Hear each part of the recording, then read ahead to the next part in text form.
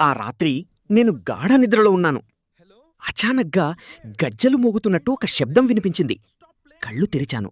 చుట్టూ చూశాను. కాని ఎవరూ కనిపించలేదు.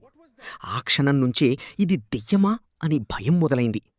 మరుసటి రోజు కూడా అదే శబ్దం, అదే ఫీలింగ్. నిద్ర కూడా పట్టలేదు. ఫ్రెండ్స్కి చెప్పాను. వాళ్ళు నవ్వేశారు. ఏ దెయ్యమా, గజ్జెల శబ్దమా, ఏంట్రా నీ ఊహలు అన్నారు. కాని నాకు మాత్రం ఆ శబ్దం వెనక నిజం తెలుసుకోవాలనే ఆసక్తి పెరిగింది. ఒకరోజు రాత్రంతా మెలకువగా ఉండి ఆ శబ్దం ఎక్కడ్నించి వస్తుందో చూడాలని నిర్ణయించుకున్నాను. శబ్దం మళ్లీ వచ్చింది.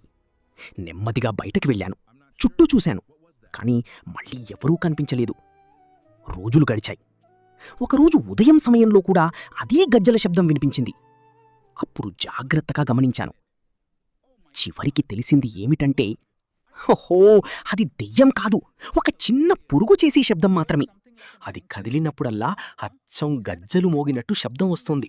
దెయ్యం నాకు ఆశ్చర్యంగా అనిపించింది. వెంటనే ఫోన్ తీసుకుని గజ్జల లాంటి శబ్దం చేసే పురుగు అని చాట్‌జీపీటీలో సెర్చ్ చేశాను. కొద్దిసేపటి తర్వాత నిజం తెలిసింది. ఓ, ఇది క్రికెట్ ఇన్సెక్ట్, రాత్రిళ్ళు ఇలాంటి శబ్దం చేసే పురుగు అని వచ్చింది. అప్పుడు కెమెరా స్లోగా ఆ పురుగు మీద జూమ్ అవుతుంది.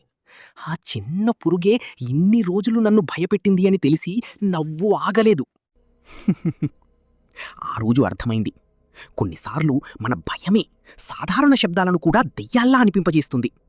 ఈ విషయం మీలో ఎంతమందికి తెలుసు? తెలిస్తే కింద కామెంట్ బాక్స్లో తెలియజేయండి.